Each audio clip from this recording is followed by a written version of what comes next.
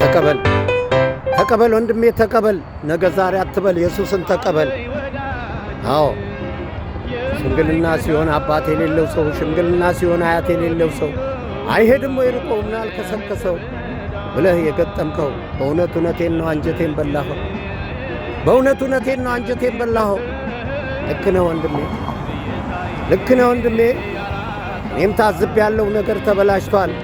ሽምግልና ሲሆን አባት ለሌለው ልጅ፣ አያት ለሌለው ልጅ የሚፈርድበት እንጂ የሚፈርድለት ጠፍቷል። ግን ቢሆንም ተገፋዩም ብለህ ስፍራህን አትልቀቅ፣ ተበደልኩኝ ብለህ ስፍራህን አትልቀቅ። ክርስቶስ ይመጣል፣ እሱን ተጠባበቅ። እውነተኛው ዳኛ ኢየሱስ ይመጣል፣ እሱን ተጠባበቅ እንጂ ካለህበት ቦታ የትም ዝር አትበል። ከኖርክበት ቦታ የትም ዝር አትበል። ካለህበት ጸንተ የጌቶቹን ጌታ ኢየሱስን ተቀበል። የጌቶቹን ጌታ ኢየሱስን ተቀበል።